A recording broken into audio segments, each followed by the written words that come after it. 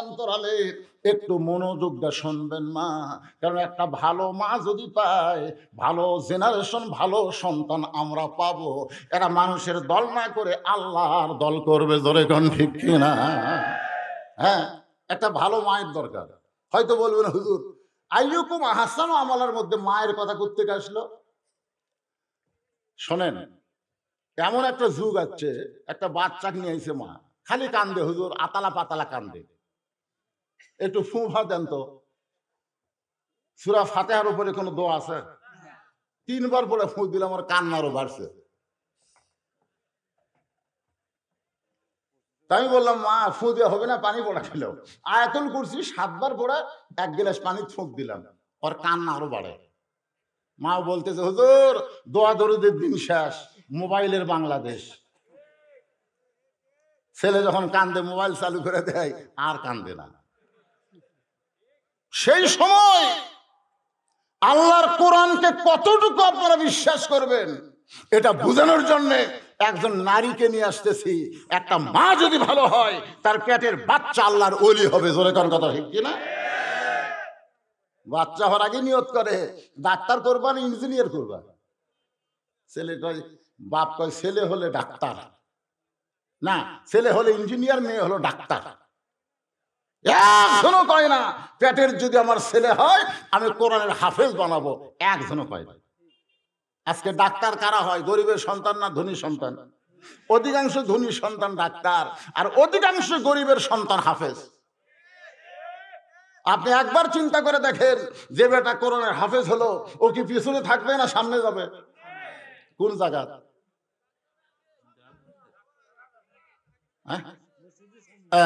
এই যে একজন কইছে মসজিদের সামনে। আয় হায়, তুমি যত বড় ডাক্তার হও, যত বড় ইঞ্জিনিয়ার হও, যত বড় এমপি হও, মন্ত্রী হও, তোমার জায়গা হলো পিছনে, আর কোরআনের হাফেজ আলেমদের জায়গা হলো সামনে। জোরে কোন কথা ঠিক? তাহলে কোরআনের দাম আছে না নাই? ছদ্মবেশে হযরত ওমর ঘুরতেছে, হঠাৎ দেখতে পাই 2 পাহাড়ের মাঝখানে একটা গিরিপথ। ওই গিরিপথের মধ্যে একটা সুন্দরী নারী ধীর গতিতে হেঁটে হেঁটে চলতেছে। ওমর ফারুক চমকে গেল, এত সুন্দরী একজন নারী 2 পাহাড়ের মাঝখানে, যার সামনেও কোনো মানুষ নাই, পিছনেও কোনো মানুষ নাই। ওমর ফারুক আল্লাহর কোরআনকে দেখার জন্যে মেয়েটার নিকটে গিয়া বললেন, মা এই নির্জন পথে তুমি একা একা চলতেছ, তোমার অন্তরে কোনো ভয় ডর লাগতেছে না? মেয়েটা বলে, পথিক রে, তুমি কি হযরত ওমরকে চিনো? যদি ওমরকে চিনতা তাহলে এরকম বেসাইজা কথা বলতা না। যেদিন থেকে হযরত ওমর আল্লাহর কোরআন দিয়ে রাষ্ট্র চালায়, সেদিন থেকে পৃথিবীর এক প্রান্ত থেকে আর এক প্রান্তে একটা নারী যাবে, ওই নারীর কলিজায় আল্লাহ ছাড়া অন্য কারো ভয় থাকবে না। তাহলে আল্লাহর কোরআন দিয়ে রাষ্ট্র চললে মানুষের অন্তরে ভয় থাকবে কার? আরো জোরে বলেন। আমার সঙ্গে দেখা করবার কাছে বারবার খালি বের হয়, কি হলো ভাই? বলে মোটর সাইকেল দেখতেছি হুজুর। কারণ কয়েকদিন আগে একটা মোটর সাইকেল চুরি হয়ে গেল। হায় হায় রে, চোরের ভয়, আল্লাহর ভয় একই কলিজার মধ্যে রয়। কোনোদিনও দোয়া কবুল হবে না, কেবলমাত্র ভয় করা লাগবে কার? তাহলে আমার সঙ্গে যারা পারেন তারা বলবেন, সেদিন ষোড়শী নির্জন পথে যাবে, কোনো জন কটু কথা কবে না, পথে আর প্রান্তরে সম্পদের মোহে পড়ে খুন আর রাহাজানি হবে না। সবাই বলেন, যদি মেনে চলি কোরআন, জোরে কন, যদি মেনে চলি কোরআন আর রাসূলের বিধান, সকলেই শান্তিতে থাকবে। আর্জেন্টিনার পতাকা না, ব্রাজিলের পতাকা না, যেদিন বাংলার আকাশে কলেমার পতাকা উড়বে। 3টা পর্যন্ত মেসি খেলা দেখছে, করাবন তো। আসসালা তো খায়রুন মিনান নাউম কোন যুদ্ধে গেল? আপনি বলেন, আপনার ছেলে 3টা পর্যন্ত মেসির ভক্ত হয়ে খেলা দেখলো, আর মুয়াজ্জিন আল্লাহর ডাক দিল, ওই ল্যাফের মধ্যে ঘুম পারলো। আপনি বাবা একলা একলা মসজিদে গেলেন, আপনি জান্নাতে যাবেন? জান্নাত কি আপনার মামার বাড়ি? আল্লাহ বলেছেন কু আনফুসাকুম ওয়া আহলিকুম নার, জাহান্নামের আগুন থেকে যদি বাঁচতে চাও তুমি বাবা একলা বাঁচলে হবে না, তোমার আহালদের নিয়ে বাঁচা লাগবে। এই হুকুম কার? হুকুম মানে আইন। এই আইন কার? আরো জোরে বলেন। ওমর ফারুক বললেন, মা তুমি ধীর গতিতে চলতেছো, আমার মনে হয় তোমার ভিতরে কোনো দুঃখ কাজ করতেছে, কারণ তোমার চাল চলন দেখে বুঝতে পারলাম তোমার ভিতরে কোনো দুঃখ না থাকলে এত ধীরে ধীরে তুমি কেন হাঁটতেছ। মেয়েটা বলে, প্রতীক রে, আসলেই আমি হলাম একজন দুঃখী নারী, আসলে আমি একজন দুঃখী নারী। আজকে 6 দিন হলে হযরত উমরকে আমি খুঁজে বেড়াই, 6টা দিন হলে হযরত উমরকে আমি খুঁজে বেড়াই। যদি হযরত উমরকে পাই তাহলে আমার দুঃখের কথা তার কাছে একটু বলবার চাই। ওমর ফারুক বললেন, মা তুমি কি জানো না উমর হলো অর্ধ পৃথিবীর খলিফা। উমরকে যদি পাওয়ার চাও তাহলে রাষ্ট্রীয় ভবনে যাও, গণভবনে যাও, সংসদ ভবনে যাও, ওইগুলা এলাকায় না গিয়া তুমি 2 পাহাড়ের মাঝখানে খুঁজতেছো। উমর কি গরু ছাগল নাকি যে 2 পাহাড়ের মাঝখানে তাকে পাওয়া যাবা? মেয়েটা হলো, প্রতীক রে, তুমি জানো না আল্লাহর কোরআন যা যখন রাষ্ট্র চলবে তখন নেতা খোঁজা লাগবে না, নেতারাই দুঃখী মানুষকে খুঁজে বেড়াবে। আর আমাদের বাংলাদেশে নেতা গাড়িকে ড্রাইভারকে বলতেছে গাড়ি বের কর, ড্রাইভার বলতেছে কেন স্যার? বলো ওই যে লোক আসতেছে। না স্যার ওরা তো ফকির। নেতা বলতেছে ভোটের আগে ফকিরও যা হামও দেয়, থামা। গাড়ি যেই থামাইছে, নেতা এখন গাড়ি থেকে নেমে সালাম দেয়, চাচা আসসালামু আলাইকুম। চাচা খালি স্যার দিকে তাকায়। নেতা বলে, কি দেখেন? কাক সালাম দিলা? এখানে তো কোনো মানুষ নাই বাবা, তুমি কাক সালাম দিলে? বলে আপনাকে দিলাম। এই পাগল, আমি ভিক্ষা করে খাই। বলে ভোটের আগে চাচা আপনিও যা হামিও দেয়। হায় হায় রে, বাংলার নেতাগুলো ভোটের আগে যে ভালো হয়, ভোটের পরে এই ভালো চরিত্র যদি ধরে রাখতো তাহলে ওমর ফারুকের সঙ্গে আল্লাহ জান্নাত দিয়ে দিত। ধরে কারণ ঠিক কি না? মেয়েটা বলতো যে পথিক, আল্লাহর কোরআন যখন রাষ্ট্র চলবে তখন নেতা খোঁজা লাগবে না, নেতারাই দুঃখী মানুষকে খুঁজে বেড়াবে। আল্লাহর কোরআন দিয়ে যখন বাংলাদেশ চলবে কোনো গরিব মানুষ ধনীর বাড়ি যাওয়া লাগবে না, বরং ধনীরাই গরিবের দরজায় দরজায় ঘুরবে। 100 টাকার মধ্যে 2.5 টাকা গরিবের হক। আপনি না দেওয়া পর্যন্ত জান্নাতে যাবার পারবেন না। আপনি 14 বার হজ করেন, ওই মদিনার মাটি, হাই রে, প্রতি বছর আমরা করবার যাই। ওর বাড়ির পাশে একটা গরিব মানুষের মেয়ের বিয়ে হচ্ছে না টাকার অভাবে, ওই সেই দিকে তাকায় না, ওই খালি মক্কা মদিনার দিকে তাকায় আছে। তুমি যত বড় সম্পদশালী হও, আল্লাহ বলেছে একবার হজ কর আর হজের টাকা দান কর।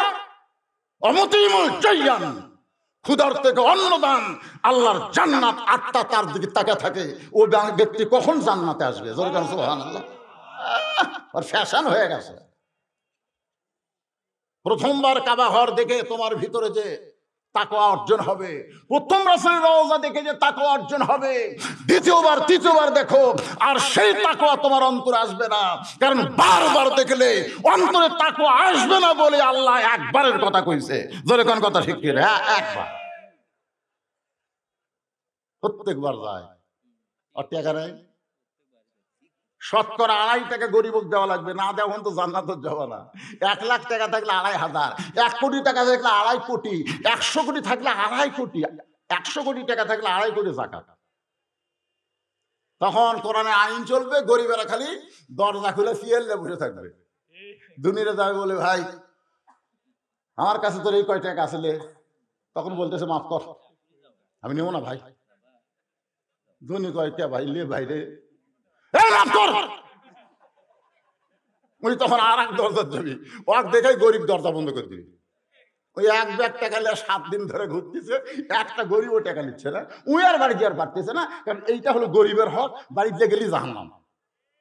7 দিন ধরে ঘুরে ঘুরে কোনো গরিব যখন পায়নি, তখন মরুভূমির মধ্যে গিয়ে দেখে মাথার তেলে বস্তা দিয়ে একজন ঘুম পাড়তেছে। ওই এখন খুশি হয়ে আসসালামু আলাইকুম, বস্তালা মাথা তুলে বলতেছে আলহামদুলিল্লাহ। ব্যাগ এলাকায় দিলাম সালাম, তুমি আল্লাহ শুকর আদায় করো। বলে 1 বস্তা টাকা গেলে 15 দিন ঘুরতেছি ভাই, কোনো গরিব নাই রে। টাকার বস্তা ব্যাগকে দুইজন বলতেছে আল্লাহ আল্লাহ, তাহলে গরিব কোথায় গেল? আল্লাহ বলতেছে সুদ ভিত্তিক অর্থনীতিকে দাফন করে যাকাত ভিত্তিক অর্থনীতি যখন চালু হয়ে যাবে ওই দেশের জন্য আল্লাহ রহমত বরকতের দরজা খুলে দিবে। জোরে কান সুবহানাল্লাহ। আজকে আমাকে কি চলতেছে? খালি ব্যাংকের সুদ, পাড়ায় পাড়ায়। এই আপনারা ভালো করে শোনেন, যে ব্যক্তি সুদ খাবে, যে ব্যক্তি সুদ খায়, ওই যতই তওবা করুক আল্লাহ তওবাও কবুল করবে না। কেন? কারণ সুদ খাওয়া হলো বান্দার হক, আর তুমি আল্লাহর কাছে তওবা করতে যাও। যার কাছ থেকে সুদের টাকা লিজক ফেরত দিয়ে আর পাও ধরা মাপ লেওয়া লাগবে। ভাই তুই মাফ করলে আমার মাফ হবি রে, তাছাড়া আল্লাহ মাফ করবি না। যারা সুদ খায়, যতবারই হজ করেন, যতই নামাজ পড়েন, আপনি জান্নাতে যাবার পারবেন না।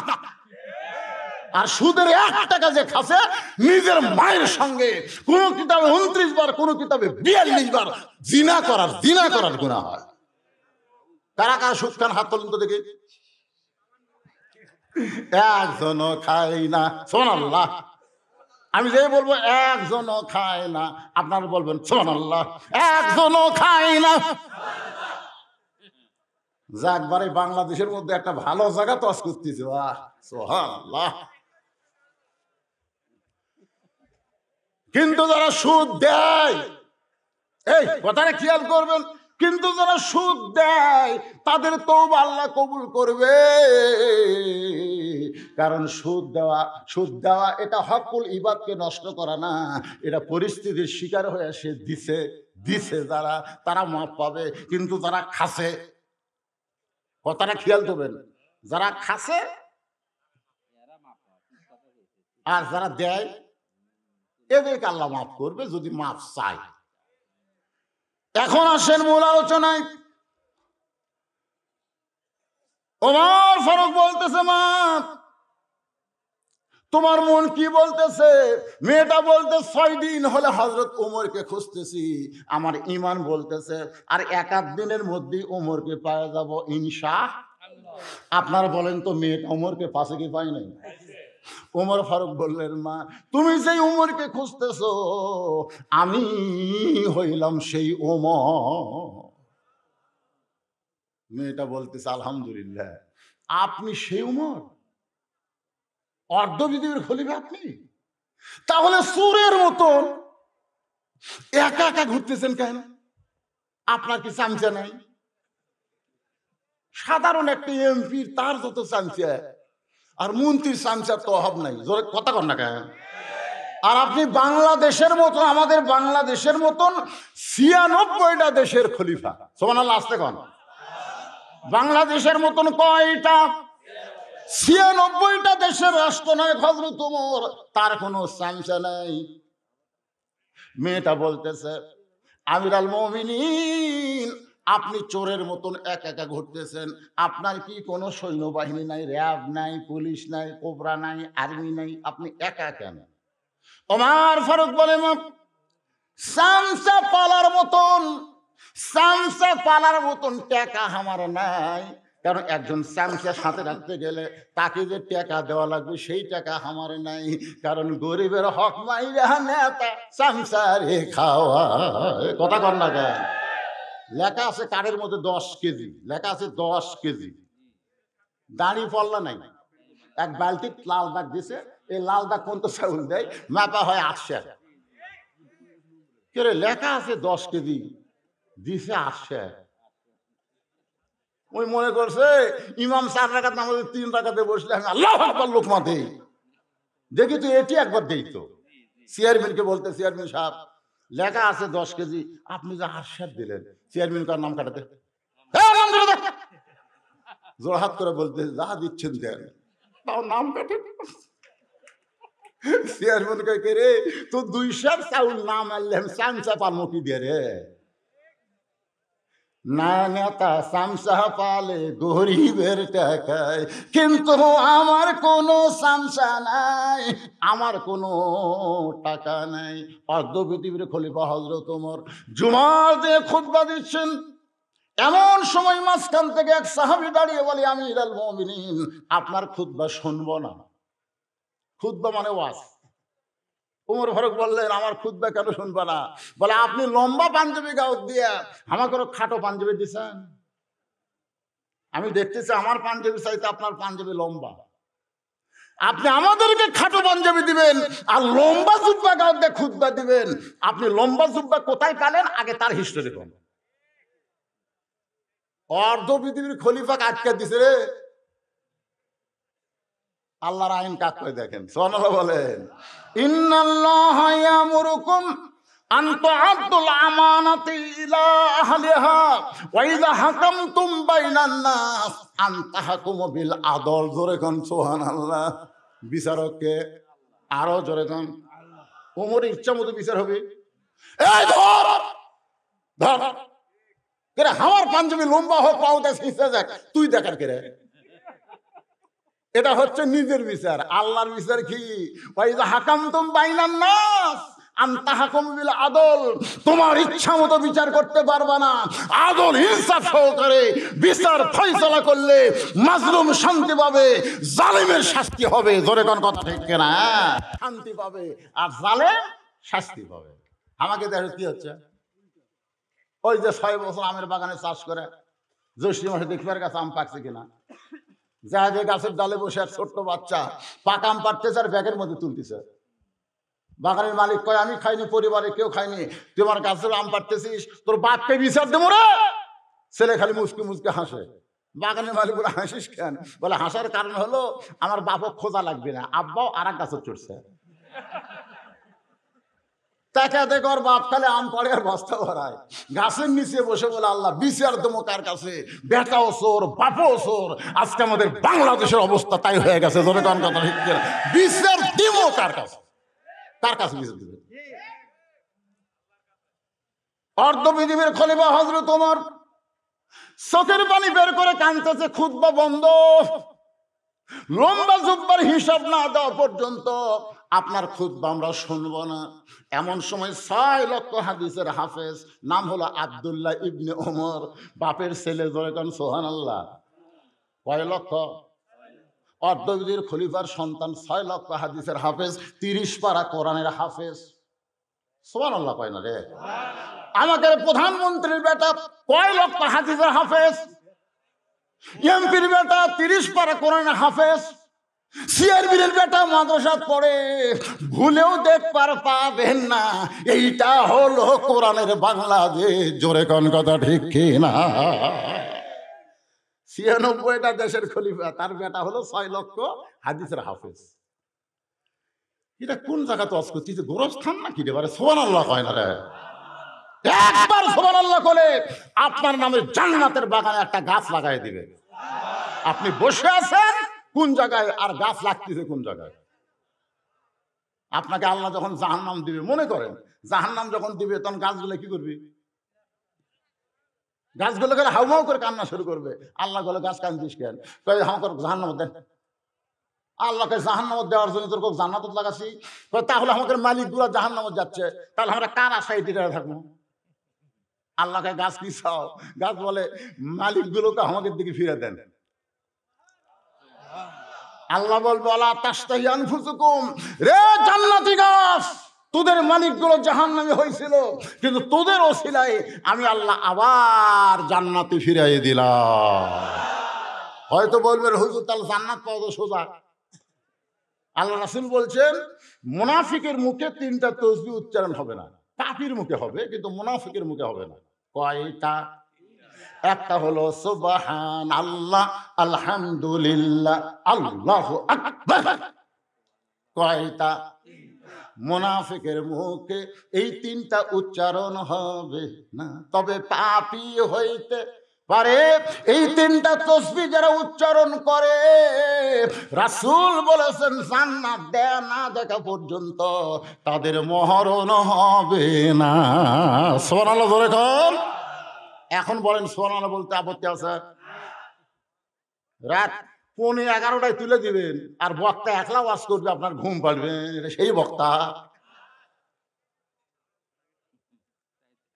সগলি মিলে ওয়াজ হবে। ওয়াজ সাইজ না করতে 11:15 বাচ্চা। আরে কয়টা ফোন তো হবে সে পরের কথা। কিন্তু এই শীতের দিনে যা করছেন আজকে করছেন, আর কোনোদিন এই ভুল করবেন। আপনার কথা বুঝতে পারছেন? কারণ 12টার মধ্যে ওয়াজ শেষ করবেন, বাড়ির যা দাঁতে ঘুম দেবেন, 6টায় ফজরের নামাজ।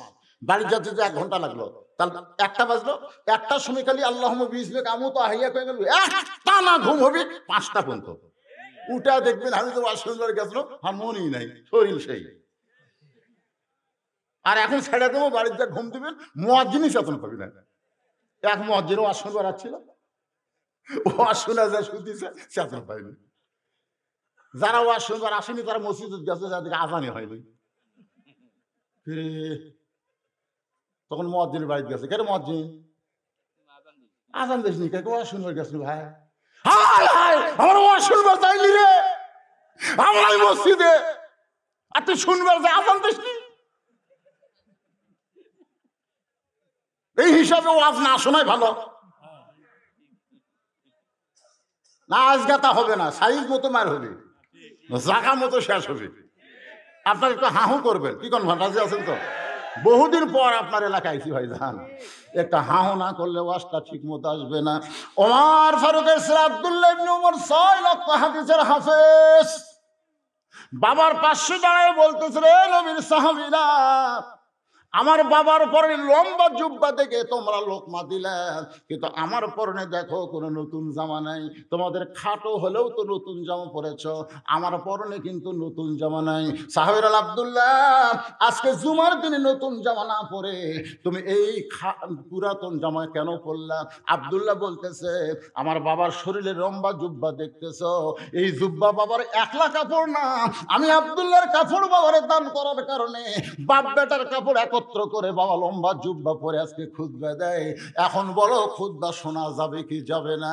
সমস্ত সাহাবীরা বলে, আল্লাহ তোমার কোরআন দিয়ে যখন রাষ্ট্র চলবে, এমন ভালো নেতা জনগণ দেখতে পাবে। ওমর ফারুক বলে, মা কি দুঃখ তোমার, যেই দুঃখের জন্য আমার 6 দিন হলে খুঁজতেছ, তোমার দুঃখটা কি? এখন বলেন, মেয়েটার দুঃখ শোনার দরকার আছে না নাই? মেয়েটা বলতেছে, আমিরুল মুমিনিন, আমার জীবনের সবচাইতে বড় দুঃখ হলো আমি 6 বছর বয়সে ঈমান গ্রহণ করছি, ঈমানের কলেমা পড়েছি। তা কিন্তু বলে নাই, কারণ স্বাধীনতার সময় অনেক হিন্দুরা ঈমানের কলমা পড়েছিল। ঈমানের কলমা পড়লে হবে না, ঈমানকে গ্রহণ করা লাগবে। জোরে কোন, কি করা লাগবে? মেয়েটা বলতেছে, 6 বছর বয়সে ঈমানকে গ্রহণ করেছি, শুধুমাত্র ঈমানকে গ্রহণ করার অপরাধে 12 বছর আমি জেলখানায় বন্দি জীবন কাটাইছি। সকালবেলা 3টা করে চাবুক, বিকেলবেলা 3টা করে চাবুক মারছে। আমার দেহের এমন কোনো জায়গা নাই যে জায়গায় চাবুকের আঘাত লাগে নাই। ইয়া আমিরুল মুমিনিন, আমি যেই দেশের জেলখানায় বন্দি ছিলাম ওই দেশের নাম হলো রোম দেশ। আপনি যখন রোম পারস্য দখল করলেন, তখন আল্লাহর কোরআন থেকে তেলাওয়াত করে বললেন, মুসলমান কোন রাষ্ট্র যখন দখল করবে, ওই রাষ্ট্র তখন মানুষের আইনে চলবে না, আল্লাহর আইনে চলবে। আল্লাহর আইনে যখন কোনো রাষ্ট্র চলবে, ওই রাষ্ট্রের কোনো জেলখানার দরকার পড়বে না। এই জন্য জেলখানার দরজাগুলো আপনি মুক্ত করে দিলেন। আমি 6 দিন আগে জেলখানার দরজা থেকে বের হয়েছি, কিন্তু আমার দাদা খ্রিস্টান, আমার বাবা খ্রিস্টান, আমার 14 গোষ্ঠী খ্রিস্টান। একজন খ্রিস্টান আমি মুসলমান হয়ে যুবতী অবস্থায় কোথায় যাব? এ কারণে 6 দিন হলে আপনাকে খুঁজতেছি। যদি আপনার দেখা পায়, আপনার কাছে দুঃখী মেয়েটা একটু আশ্রয় চায়। ওমর ফারুক বললেন, মা তুমি আমার কাছে আশ্রয় কেন চাবে? ইসলাম তোমাকে অধিকার দিয়েছে। জোরে কান সুবহানাল্লাহ। আপনারা বলেন তো, নারীদের অধিকার ইসলামে আছে না নাই? এই জোরে কান, আছে না নাই?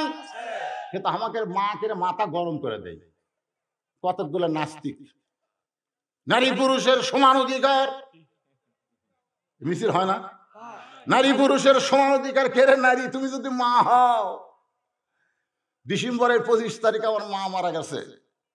আমি সেই দিন বুঝবার পারছি, আমার বাবা মরল 18 সালে, আমার চোখ দিয়ে পানি পড়ে গাল ভিজে গেছে, কিন্তু মা মারার পরে আমার চোখের পানি বন্ধ হয় না। আমি বুঝতে পারলাম, মা বেঁচে থাকা অবস্থায় সন্তান বুঝবার পারে না। জোরে কোন কথা ঠিক? বাবা আনন্দে মাতিয়া সাগরে ভাসাইয়া সেই যে চইলা যায় খবর লয় না মাজন, দরিয়া উদরে কতই কষ্ট করে, 10 মাস পরে পায় প্রসবের বেদনা, এমন দরদি ভাবে কেউ হবে না আমার মা, মা গো।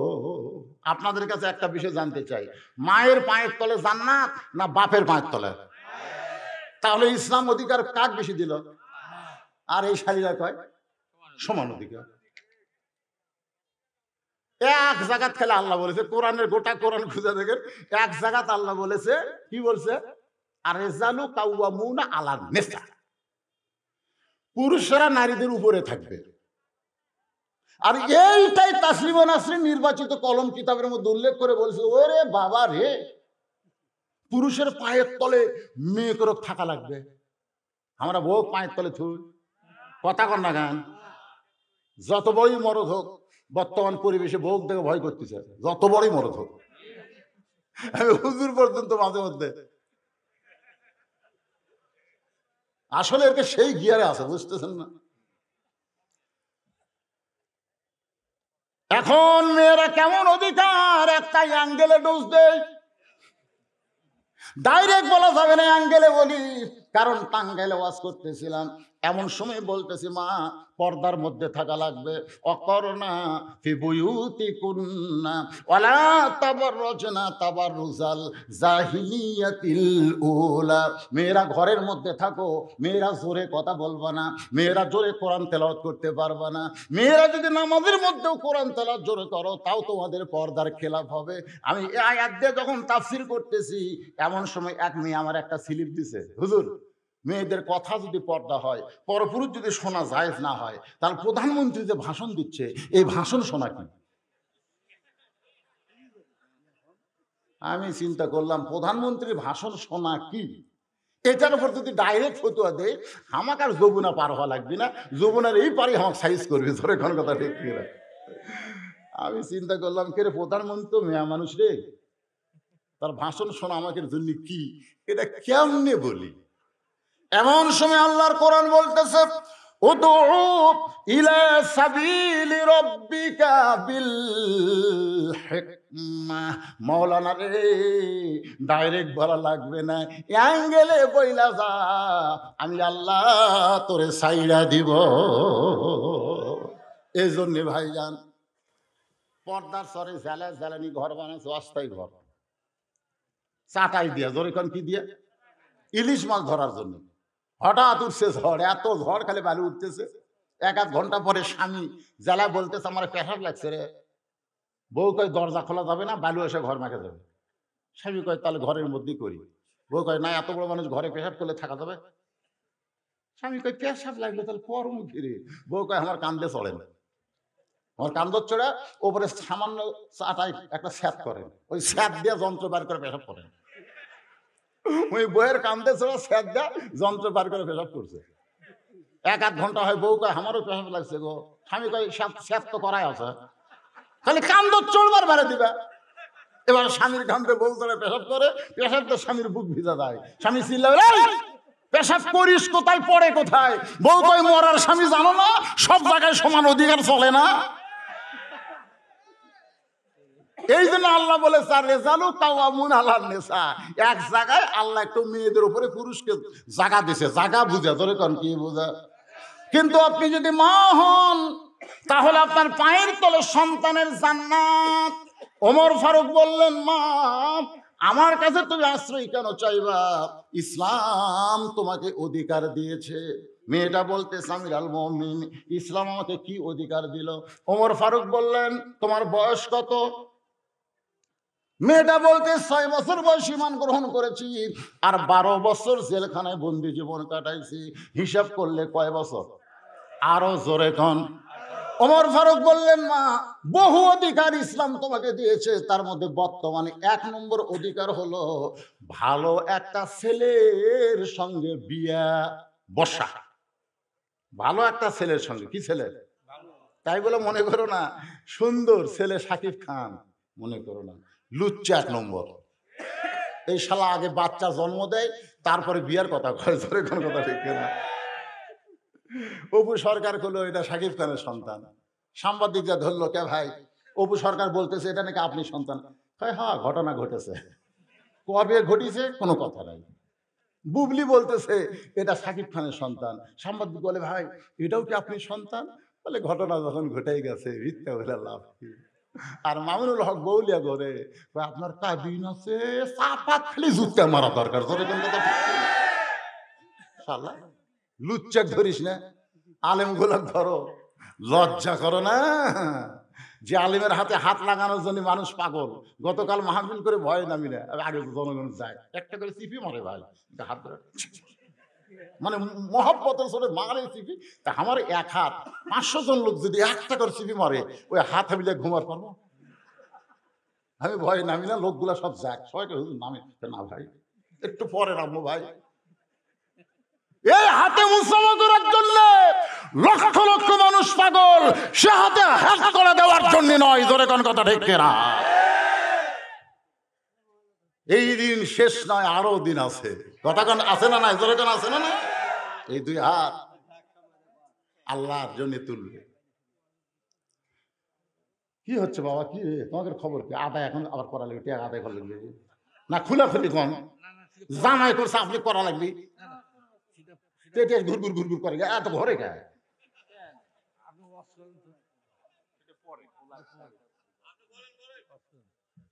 মাথার যদি চুলকানি হয়, পায়ের পাতায় ঢোল কোম্পানি মালিশ মার্কা ওয়াজ আমি জানিও না, আমাকে দাওয়াত দিবেন না। জোরে কোন কথা ঠিক না? যেখানে রোগ সেখানে ওষুধ। অনুনাজ্জিলু মিনাল কুরআনি মা হুয়া শিফাউ ওয়া রাহমাতুল লিল মুমিনিন। এই কোরআনের আয়াত আমি যেই বলবো সব সমস্যার সমাধান আপনার বলবেন দিতে পারে আল কোরআন। সব সমস্যার সমাধান ওমর ফারুক বললেন, মা এই মুহূর্তে তোমার 1 নম্বর অধিকার হলো ভালো একটা ছেলের সঙ্গে বিয়া বসা। ভালো ছেলে যদি বলতো সুন্দর ছেলে, তাহলে আমার মতন কালো মানুষ কোনোদিন বউ পেতাম না। যদি ইসলাম বলতো সুন্দর একটা ছেলের সাথে বিয়া বসার অধিকার আল্লাহ তোমাকে দিছে, তাহলে আমি বউ পেতাম। কিন্তু আমি সুন্দর না হলেও মেয়ের বাপের কাছে ভালো, কালো না হয়ে রে ইমাল ভালো, এই জন্য আমার বিয়া হবে ভাই রে। দেখেন ইসলাম কি ভালো একটা ছেলের সঙ্গে বিয়ে বসা, কখনো বলেনি সুন্দর একটা ছেলের সঙ্গে বিয়ে বসার অধিকার। ওমর ফারুক বলে, মা তুমি এখন ভালো ছেলে কোথায় পাইবা?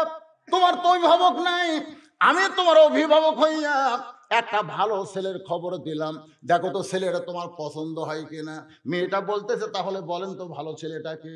ওমর ফারুক বললেন 6 লক্ষ হাদিসের হাফেজ, 30 পারা কোরআনের হাফেজ, 5 ফুট 2 ইঞ্চি লম্বা, 5 ফুট 2 ইঞ্চি লম্বা, মুখের চেহারা চাঁদের বরণ। ছেলেটার নাম হলো আব্দুল্লাহ আর বাবার নাম হলো উমর। আমার আব্দুল্লাহর সঙ্গে তোমার বিয়াটা দিয়া তোমাকে আমার বৌমা বানায়া আমার বাড়িতেই তোমাকে অধিকার দিবার জোরে কোন কি মা? সবাই হয় না, আপনি বৌমা নাই, আপনি বেটা বিয়ে করছেন, মাশাআল্লাহ। বেটার বউকে আমরা গ্রাম অঞ্চলে বৌমা কই, আপনারা কি কন? ওমর ফারুক বলতেছে আমার আব্দুল্লাহর সঙ্গে তোমার বিয়ে দিয়ে তোমাকে আমার বৌমা বানায়া আমার বাড়িতে তোমাকে অধিকার দিবার চাই। এখন বলেন অধিকার আছে না নাই? কিন্তু বৌমা হয়ে আসে ভাই 1 মাস ভালোই থাকে, কি যে কান মন্ত্র দেয়। গ্রামের বাড়িতে বাপ মা থেকে বউ নাই, শহরে একটা বাসা বানাচ্ছে। আপনাদের জেলার নাম হলো গাইবান্ধা, এখন এই গাইবান্ধা থাকে। বাবা খুব অসুস্থ হয়ে একদিন গাইবান্ধা ভালো ডাক্তার দেখাবার গেছে।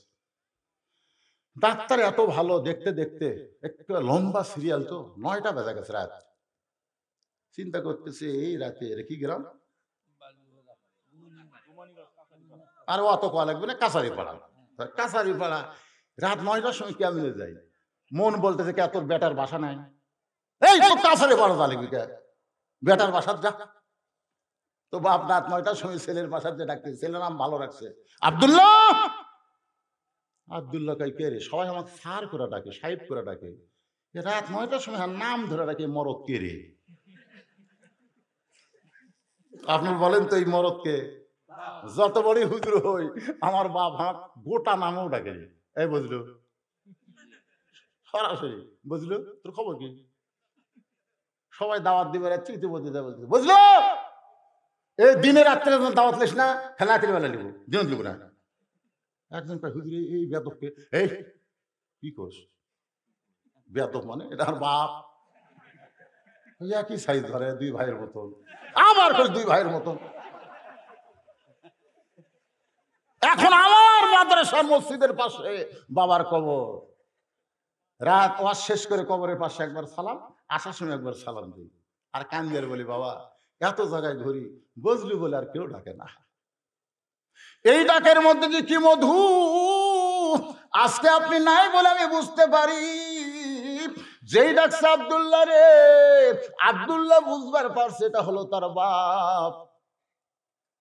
দরজা খুলে বলতেছে, আব্বা এত রাতে ঠেকাত পড়ে তুই কি মনে করছিস ইচ্ছে করে? কিন্তু বউলে তুই আমার ছাড়িয়ে যাচ্ছ, তোর বাড়ি কি আসে রে? কিন্তু আজ বিপদে পড়ছি রে। এমন এক ডাক্তার দেখতে দেখতে রাত 9টা বাজলো, এখন বাড়িতে কেমনে যাই? আব্দুল্লাহ হাত ধরে বাপকে নিয়ে যাক রেস্ট রুমে বসাইছে। বাবা একটু ধৈর্য ধরেন। বাবা বসে আছে, এমন সময় আব্দুল্লাহ বইয়ের কাছে এসে ফিস ফিস করতেছে, লক্ষ্মীটি ময়না কবিতা জোরে কর পারতেছে না, জোরে করলে তাপ হবে। মানে যে বইয়ের পাল্লা করে বাপ মা ছাড়িয়েছে, ওই মরদ আছে, হিজড়া আছে, হিজড়া কানে কানে বলতেছে, লক্ষ্মীটি ওটো, অনেকদিন পর আব্বা আসছে, একটু খাবার দাও। তুমি জানো না সকাল থেকে আমার মাথা বেদনা, পিঠ শিরশির করতেছে, তুই পারলে তুমি দাও। বাপ কয়, আব্দুল্লাহ রে আমার অসুস্থ বউরে তুই কষ্ট দিস না বাবা, আমি খাই যাচ্ছি বাবা, আমি খাই যাচ্ছি, খালি থাকার একটা জায়গা দে, থাকার একটা জায়গা দে। এবার আব্দুল্লাহ বাপরে বলে, বাবা আপনি কি খাবেন না? বাবা কয়, আমার পেট ভরে গেছে, তুই আমাকে থাকার জায়গা দে। আর মনে মনে কয়, আল্লাহ রাতটা কখন পোহাবে। বাবা এবারে ঘুমায় যায়। রাত 9টার সময় আব্দুল্লাহ বইয়ের পাশে ঘুমায়, চোখের পানি দিয়ে বালিশ ভিজায়। মনে মনে বলে, আল্লাহ গো আমার বাবা না খাইয়া ঘুম পাড়তেছে, আমি কিছুই করতে পারলাম না, কারণ বাসাটা আমার বইয়ের নামই। হায় শালা করছে কি রে?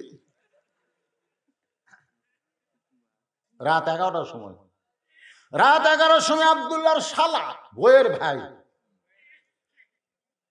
শেফালি আপা, শেফালি আব্দুল্লাহ বইয়ের নাম হলো শেফালি, কম্বল ফেলা দিয়ে মারছে লাভ। আব্দুল্লাহ তাকায় দেয়, কম্বল আছে, বউ নাই। দরজা খুলেই বলতে, ভাইজান এত রাত্রে? ক্যারাম বোর্ড খেলতে খেলতে রাত হয়ে গেছে আপা, আজ কি খাবি খা। না না না খাবো না, এত রাতে খাওয়া লাগবে, তাই ঘুমিয়ে যায়। পাগল তুই হয়েছিস, তুই না খেয়ে ঘুমাইলে আমার সাথে ঘুম ধরবে। বস। ডাইনিং টেবিলের চেয়ারে বসাই দিয়ে মাছ গরম, গোস্ত গরম, ভাত গরম, সবকিছু গরম করে ভাইয়ের সামনে দিয়া বলে, খাবাই খাবাই। আব্দুল্লাহ আস্তে করে বের হয়ে তাকায়, দেখে 5 তরকারি গরম ভাত, শালার মাথায় বইয়ের হাত। 5 তরকারি গরম ভাত, শালার মাথায় বইয়ের হাত। খাবাই, আরে এক টুকরা খাবাই। আব্দুল্লাহ আস্তে আস্তে বাবার জানলার কাছ, যেই ঘরে বাবা ঘুম পাড়তেছে জিরো বাল্বে, বাবার শুকনা মুখটা দেখে। এমন সময় আল্লাহর কোরআন বলে, ওয়াকাযা রাব্বুকা আল্লা তা'বুদু ইল্লা ইয়াহু ওয়া বিল ওয়ালিদাইনি ইহসানান লিয়াবলুয়াকুম আইয়ুকুম আহসানু আমালান ওয়া হুয়াল আজিজুল গফুর। আব্দুল্লাহ রে, তোর বাবা না খাইয়া তোর লেখাপড়া করাইছে, তোর বাবা মাটির বিছনার থেকে তোর খাট বানাই দিছে, আজকে সেই বাবা তোর না খায় ঘুম পাড়তেছে। আল্লাহ কোরআনে বলেছে, আল্লাহর পরেই কেউ যদি দুনিয়াতে থাকে সেইটা হলো বাপ মা। আজ তোর বাবা না খায় ঘুমায়, তোর শালার সামনে 5 তরকারি গরম ভাত, তোর কি করার কিছুই নাই। আল্লাহর কোরআন আব্দুল্লাহর বিবেক জাগ্রত করে দিচ্ছে। আইয়ুকুম আহসানু আমালা, এই সময় তোর সুন্দর আমল কি আল্লাহ তো পরীক্ষা করবে। তোর শালা 5 তরকারি খায় আর তোর বাপ না খায় ঘুমায়, তোর কি করার কিছু নেই? আচ্ছা, আব্দুল্লাহ চোখ বন্ধ করে কি করবো রে? বর্তমানে নারী নির্যাতনের আইন আছে, মরদ নির্যাতনের কোন আইন নাই। জোরে কোন কথা নেই। আপনারা বলেন তো, বর্তমানে নারী বেশি নির্যাতন হচ্ছে না পুরুষ নির্যাতন বেশি হচ্ছে? জ্বলে পুরা বলতে যাচ্ছি ভাই, জ্বলে হাসতেছে। যারা বিয়ে করেনি এরা বুঝবে না, করিয়া দেখে মদ্দা করিয়া দেয়, তারপর বুঝো খেলা কাটতে হয়। আজকে নারী নির্যাতনের আইন আছে, পুরুষ নির্যাতনের কোন আইন? আব্দুল্লাহ চিন্তা করে কি করব। ইমান বলতেছে তাকায় দেখ, জাগা মতো মারবি, যে জায়গায় মারলে কোনো কেস হবি না। পিছন দিকে তাকায় দেখ, উঁচা হয়ে আছে, এই উঁচার মেডেল বরাবর মারবি, কিন্তু দেখা কাহাবার পারবি না। দেখে উটি বলা একটা বেলান আছে, বাসার তো লাঠি ফোটা থাকে না, উটি বলা একটা কি আছে, বেলুন। ওই বেলুনটা নিয়ে বিলাই যেমন ইন্দুর ধরে চুপি আব্দুল্লাহ বউয়ের পাশে সে দাঁড়ায় গেছে। বউ খালি শালাকে বলতেছে একটা শালা বলতেছে আপা আর পারবো না, খা ভাই। আব্দুল্লাহ আমার বাপ না খেয়ে ঘুম পারতেছে, আর তোর ভাই খাবার পারে না, তাও জোর করে খিলে বসে বিসমিল্লাহ মারছে বাড়ি। এত যে শব্দ আছে ভাই, শালাও দৌড় বউ দৌড়। শালাই চিল্লা বলে, দুলা ভাই আমার বোনকে মারলেন কেন? দুলা ভাই বলতেছে তোর বোনকে কেন মারলাম? আমারও মারবেন নাকি? বলেন না, তোর বোনকে আমি ভালোবাসার কারণে আমার বাপ মাকে গ্রামে রাইখা তোর বোনের জন্য শহরে আমি লোন নিয়ে বাসা করছি। তোর বোনের নামে ভালো যদি না বাসতাম তাহলে কি আর বাপ মা ছাড়তাম? সেই ভালোবাসার বউকে আমি কেন মারলাম? শালা কয় আমারও মারবেন নাকি? বলে তোরে মারবো না, তোরে একটু দেখাবার চাই। এবার শালার নিয়ে যা বাপ যেখানে ঘুমায় জানলার কাছে দাঁড়ায়, বলে তাকায় দেখতো ভিতরে মানুষটাকে। বলে আপনার বাবা কখন আইছে? বলে 9টার সময়। খাবার দিবার কইলে তোর বোন কইলো মাজা বেদনা, পিঠ শিরশির করে, আমার বাবারে খাবার দিল না। আমি দিব কিন্তু বাবা রাগ করে খাইল না। আমার বাবা না খেয়ে ঘুম পাড়তেছে, সেই মাজা বেদনা, পিঠ শিরশির করে আমার বউ 11টার সময় তোর সামনে 5 তরকারি গরম ভাত। এখন বল রে শালা, বল আমার আমল কি? আমার আমল কি বল? শালা বলতেছে আর একটা মারেন। আপনার বাড়ি জ্বলাছে, আমার বউ আমার বাড়ি জ্বলাচ্ছে, এই শালা মেয়েরা ভালো না, মারেন। এরা বাপের আত্মক দেখবার পারে, শ্বশুর আত্মক 2 চোখে দেখবার পারে না। ধরে কোন কথা ঠিক, কথা কোন কথা ঠিক। যারা বাপের আত্ম দেখবার পারে, শ্বশুর আত্ম দেখবার পারে না, এরা কোনদিন বউ মা হতে পারে? ওমর ফারুক বলতেছেন, মা আমার আব্দুল্লাহর সঙ্গে বিয়েটা দিয়া তোমাকে আমার বৌমা বানাইয়া আমার বাড়িতে তোমাকে অধিকার দিবার চাই। মেয়েটা বলতেছে আমির আল মুমিনিন, ওই আব্দুল্লাহর চাইতে ভালো ছেলে কি আর দুনিয়াতে নাই? ওমর ফারুক বলে, মা তুমি কি পাগলি হয়েছো নাকি? 6 লক্ষ হাদিসের হাফেজ, 30 পারা কোরআন হাফেজ ওমর ফারুকের সন্তান আব্দুল্লাহর চাইতে ভালো কোনো ছেলে তোমার চোখত পড়ে না। মেয়েটা বলতেছে আমির আল মুমিনিন, আমি একটা ছেলের নাম বলবো, আপনি দেখেন তো ছেলেটা কেমন লাগে। ওমর ফারুক চমকে উঠছে, 6 বছর বয়সে জেলত বন্দি আর 12 বছর জেলখানায়। সেই মেয়েটা ভালো ছেলের খবর কোথায় পাইলো? দেখি তো মা তুমি কোন ছেলের নাম বলো। মেয়েটা বলতে আমির আল মুমিন, ছেলেটার নাম হইল হোসাইন, মায়ের নাম হলো ফাতেমা, বাবার নাম হলো হযরত আলী, আর নানার নাম হলো মুহাম্মাদুর রাসূলুল্লাহ। এখন আপনি কিন্তু আমাকে বলেছেন ইসলাম আমাকে ভালো ছেলের সাথে বিয়া বসার অধিকার দিয়েছে। এখন আপনার মুখ থেকে শুনতে চাই, উমর ভালো না আব্দুল্লাহ, হোসাইন ভালো না আব্দুল্লাহ ভালো? উমর ফারুকের সামনে ওমর বলতেছে সাইদুস শাবাব আহলুল জান্নাহ, জান্নাতি যুবকদের সর্দার হবে 2 জন। জোরে কোন কয়জন? Messi, Neymar. রে বাংলার যুবক, অধিকাংশ বাংলার যুবক জাহান্নামে যাবে। মান তাশাব্বাহা বিকওমিন ফাহুয়া মিনহুম। যারা মেসি আর নেইমারের ভক্ত, মেসি নেইমার, ইসরায়েল ইহুদিদেরকে কত টাকা দিয়েছে তোমরা জানো? আর সেই মেসি নেইমারের খেলা দেখো। এরা খ্রিস্টান রে, খ্রিস্টানের জার্সি গাওয়ার দেয়, তুই মদ্দামি করো, চুল কাটো, মেসি কাটিং, মেসি কাটিং। রাসূল বলেছে যে যাকে মহব্বত করবে আর ছাতি তার হাসর হবে। আমাদের জান্নাতি যুবকদের সর্দার হবে দুইজন, নাম হলো হাসান আর হোসাইন। ওমর ফারুক বলে, জীবনে কোনোদিন ঘটকালি করি নাই, আজকে প্রথম ঘটকালি করব। তোমাকে আমার বাড়িতে রাইখা ওমর ফারুক পড়ন্ত বেলায় হযরত আলীর বাড়ির দরজায় গেলেন। হযরত আলীর বাড়ির দরজায় গেলেন, আসসালামু আলাইকুম ইয়া আহলাল বাইত আম্মা সাইলা ফালা তানহার। হযরত আলী চিন্তা করলেন, আসসালাম তো বোঝা গেল ওমর ফারুক, কিন্তু ফকিরের আয়াত কেন তেলাওয়াত করছে আম্মা সাইলা ফালা তানহার? দরজা খুলে বলতেছে ওয়ালাইকুম আসসালাম। তা আপনি এই ফকিরের আয়াত কেন তেলাওয়াত করলেন? ওমর ফারুক বলে, আলী রে, জীবনে ঘটকালি করিনি ভাই, আজকে প্রথম ঠেলাত পড়ে ঘট ঘষি। তোমার হোসেনের ব্যাপারে আমি একটু ঘটকালি করবার চাই। আলী বলতেছে, আপনার মতন মহান ব্যক্তি যদি ঘটক হয়, পাত্রী ভালো। কারণ ভালো মানুষ যদি ঘটকালি করে, পাত্রী ভালো হয় না খারাপ হয়? ওমর ফারুক বললেন, পাত্রী 1 নম্বর গুণ, এ মনোযোগ দিয়ে শুনবেন, 1 নম্বর গুণ হলো 6 বছর বয়সে ঈমান গ্রহণ করেছে, গ্রহণ।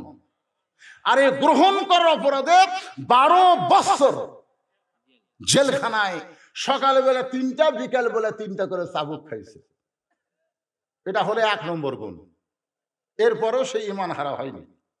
2 নম্বর গুণ হলো, আমার আব্দুল্লাহর সঙ্গে মেয়েটাকে বিয়ে দেবার চাইলাম, মেয়েটা রাজি না। 3 নম্বর আপত্তি হলো, তোমার হোসেনকে পছন্দ করছে, এখন তুমি কি খাও? আলী বলতে যে কি দেখো, যে মেয়ে 6 বছর বয়সে ঈমান গ্রহণ করছে আর 12 বছর ঈমানের পরীক্ষা দিয়েছে, লিয়াবলুয়াকুম আইয়ুকুম আহসানু আমালা, এর চাইতে সুন্দর কর্ম তো একটাও না। এমন বউ পাওয়া হলো ভাগ্যের ব্যাপার। জোরে করে সুবহানাল্লাহ। আমি মনে মনে হোসেনের জন্য এমন একটা মেয়েই খুঁজতেছিলাম, কারণ হাসানকে বিয়ে করার পর থেকে আমি খুব বিপদে আছি। দেখাশোনা বিয়ে করার দরকার। হাসানকে বিয়ে করা হচ্ছে, বউটা ভালো না, নাম হলো জায়দা। জোরে নাম কি? হাসান খালি ওঁত কাম দেয়, হাসান খুব নরম তো। রাসূল কইছে হাসান অবিকল হচ্ছে আমার মতন, সাহস কম, খালি কান্দে। আলী কয়, বাবা কান্দিস কে রে? না আব্বা কিছু না। বুঝবার পারছি বউ ভালো না। এখন হোসেনের ব্যাপারে মনে মনে একটা ভালো বউ খুঁজতেছিলাম। যে মেয়ের খবর আপনি দিলেন আমার পছন্দ হয়ে গেছে। সুবহানাল্লাহ কোন। আপনার বলেন তো, হযরত আলী কি দেখিছে? মনে মনে এমন মেয়ে খুঁজিছে। ওমর ফারুক বলে, আলী ভাই, আল্লাহ আমার ঘটকারি কবুল করছে, আসো। 2 জন যখন কোলাকুলি করতেছে, এমন সময় হোসাইন বের হয়ে সালাম দিয়ে বলে, রে মুরব্বীরা, আপনার 2 জন যেভাবে কোলাকুলি করতেছেন মনে হয় বিয়ে আপনারাই করবেন। ওমর ফারুক রাস্তাতে গেলে শয়তান কয়দিন যায় না? 40 দিন। জোরে কোন কয়দিন? সেই উমরের সামনে যখন বলতেছে, আপনার 2 জন যেইভাবে আনন্দ করতেছেন মনে হয় বিয়ে আপনারাই করবেন, আলী তো জিব্বার কামড় খাচ্ছে শরমে। ওমর কয়, হোসাইন, মুখে যা আসে তাই কও, আমরা যে তোমার মুরব্বী তুমি মানো না? হোসেন বলতেছে, আপনার আমার মুরব্বী আমি জানি, কিন্তু মানার মতন মুরব্বী পৃথিবীতে একজন, তিনি হলেন আমার নানা। আমার নানা ছাড়া মানার মতন মুরব্বী পৃথিবীতে কিয়ামত পর্যন্ত কেউ আসবে। তাহলে মানতে হবে কয়জন? কাদরিয়া, চিশতিয়া, নকশবন্দিয়া, মুজাদ্দিদিয়া। হুজুর আমার 7 তরিকা কমপ্লিট। কিন্তু তরিকা হলে একটা, আতিউল্লাহ ও আতিউর রাসূল। তরিকা কয়টা? আল্লাহর আনুগত্য করো, নবীর তরিকা মোতাবেক চলো। আমার 7 তরিকা কমপ্লিট, সব কথা বুঝি রে। আপনি আমার মুরব্বী, বাবা আমার মুরব্বী, আমি জানি, সম্মান করি, কিন্তু মানার মতন মুরব্বী কয়জন? কুল, হে রাসূল আপনি বলেন, ইন কুনতুম তুহিব্বুনাল্লাহ ফাত্তাবিউনি আমার সঙ্গে সকলে বলবেন, আপনাকে বিরক্ত হচ্ছেন? তাহলে সবাই একটু জবান খুলে বলবেন, উপায় নাই রে, উপায় নাই রে, উপায় নাই, নবী বিনে আল্লাহ পাওয়ার উপায় নাই। কে ভাই একটু মহব্বত করে কোয়া যায় না? উপায় নাই রে, উপায় নাই রে, উপায় নাই, নবী বিনে আল্লাহ পাওয়ার উপায় নাই। ওমর ফারুক বলে, হোসাইন তুমি কি বুঝাবার চাও? এ ভাই শোনো, এই যুবকেরা মনোযোগ দিয়ে শোনো। ওমর ফারুক হোসাইনকে বললেন, তুমি কি বুঝাবার চাও? হোসাইন বলতে যে কয়েকদিন আগে আমি স্বপ্নে দেখলাম আমার নানা ঘরের মধ্যে ঘুম পাড়তেছে। আমি নানার দরজা দিয়ে বললাম, নানু ভাই আমি হোসাইন একটু ঘরের মধ্যে ঢুকবার চাই। আমার নানা বলতেছে এখন দরজা খোলা যাবে না, আমি জান্নাতে আরাম করতেছি। আমি হোসাইন চমকে গেলাম, ভাঙ্গা ঘরের মধ্যে থেকে নানা কথা বলতেছে আর নানা জান্নাতে আরাম করে, আমাকে দরজা না খুললেও দেখা লাগবে। আমি জানলার ফাঁকটা দেখতে পাই আমার নানি উরাতকে বালিশ বানিয়ে দিছে, সেই উরাতের উপর নানা মাথা দিয়ে শুয়ে আছে। আমি বললাম, নানু নানির উরাতকে বালিশ বানিয়ে শুয়ে থাকলে কি জান্নাতে থাকা যায়? নানা বললেন, হোসাইন রে তুই ছোট্ট মানুষ, তুই বুঝবি না, তোর নানির মতন বউ যদি কেউ ঘরে পায় ওই ঘরটা আল্লাহর জান্নাত হয়ে যায়। বইয়ের কারণে যদি ভাঙ্গা ঘর জান্নাত হয়, আমি সিদ্ধান্ত নিছি নানা যেমন বিয়ে করছে আমিও তেমন বিয়ে করবো। দৌড়ে গিয়ে বাপের বুড়া আঙ্গুল ধরে বলতেছে, আব্বা আপনি সত্যি করে বলেন তো আমার মা আপনার কেমন বউ? তা আপনি ভালো বিয়ে করছেন, ভালো বিয়ে করে আমার মা হলো সাইরাতুন নিসা আহলেল জান্নাহ, জান্নাতে নাই মৃত্যুক আপনি বিয়ে করছেন, আমি তার বেটা। আমার নানা বিয়ে করছে নানিকে, ভাঙ্গা ঘর জান্নাত হয়ে গেছে। সিদ্ধান্ত নিয়েছে আমি তেমন একটা মেয়েকে বিয়ে করব, ভাবিয়া করিও কাজ করিয়া ভাবিও না, আগে বুঝে শোনা বিয়ে করবো। ভাঙ্গা ঘর যেন জান্নাত হয়, ঘরের মধ্যে যেন স্টার জলসা জি বাংলা না চলে। জোরে কথা কন না কেন? আমাদের ঘর জান্নাত না জাহান্নাম? হরি হরি হরি হরি, মানে স্টার জলসা হিন্দুদের নাটকে হরি হরি আমার ঘরের মধ্যে বাঁচতেছে। মায়ের এখন বলবে, হুজুর ভালো ওয়াজ করতেছিল রে, এর শেষে যাবার কি শুরু করলো?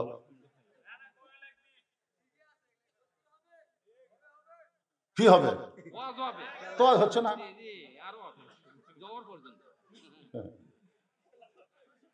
না না না, দুই একজন লোক উঠতেছে, উঠবেই না। কিসের এলার্জি? যদি আপনারা উঠেন আপনারা কোন তারিখ ধরে পারবেন? কারণ তারিখ কত আছে? 3 তারিখের দাওয়াত লিছি, ঘড়ির তাকে দেখলাম 4 তারিখ হয়ে গেছে, ধরে পারবেন?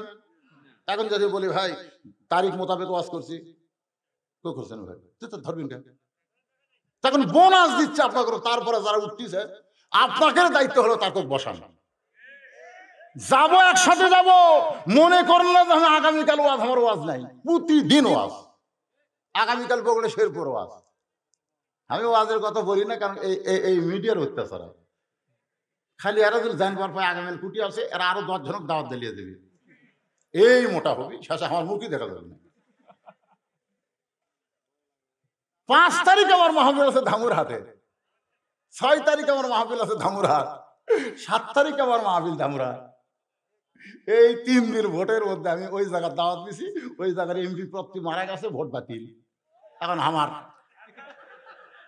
ভোট, আমার ওয়াজ আটকাবার পারবো না রে।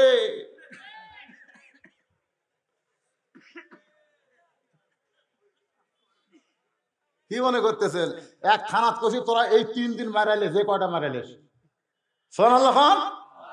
তার মানে বোঝা গেল প্রতিদিন ওয়াজ আছে না নাই? ওয়াজ কখন শেষ করে রাখবে এই দায়িত্ব আমার আছে ভাই। মনে করেন না সারা রাত ওয়াজ করবো, একটু মনোযোগ দা কথাগুলো শোনেন। এখন ভাবিয়া করিও কাজ, করিয়া ভাবিও না। আমরা যারা বিয়ে করছি পস্তাইতেছি, কিন্তু যারা করেননি দেখাশোনা করবেন কইরা, কিন্তু বুঝলেন না। কারা কারা বিয়ে করেনি রে হাত তালি থেকে? মাশাআল্লাহ মাশাআল্লাহ, অনেকগুলো আছে বারে, হাত নামান। এখন আমরা যারা বিয়ে করছি চান্স নিলে আবার করা যাবে, কিন্তু কিন্তু আমরা করব না, ওইটারে আমরা ভালো করব। আজকে ওয়াজ শোনার পরে আপনাদের যাদের বউ ওয়াজ শুনতেছে তারা আল্লাহর হস্তে ভালো হয়ে যাবে ইনশাআল্লাহ। যে কথাটা আসতেছে একটু মনোযোগ দেন। ওমর ফারুক বলে, হোসাইন তাহলে তুমি কি বলবা? আমার ঘটকালি বুঝে আল্লাহ কবুল করবে না। হোসেন বলে, আমিরুল মুমিনিন, ওই মেয়েটাকে আমি বিয়ে করব যদি মেয়েটা আমার 3টা প্রশ্নের উত্তর দিবার পারে। ধরে কোন কয়টা? ওমর ফারুক বলে, কি প্রশ্ন? বলে, যাকে বিয়ে করব তার সামনে প্রশ্ন আউট হবে, আপনার সামনে তবে প্রশ্ন বলবো না। ওমর ফারুক বলে, আলী রে, হোসেন যে 3টা প্রশ্ন করবে তুমি কি জানো? আলী বলতেছে, জীবনে প্রথম শুনলাম।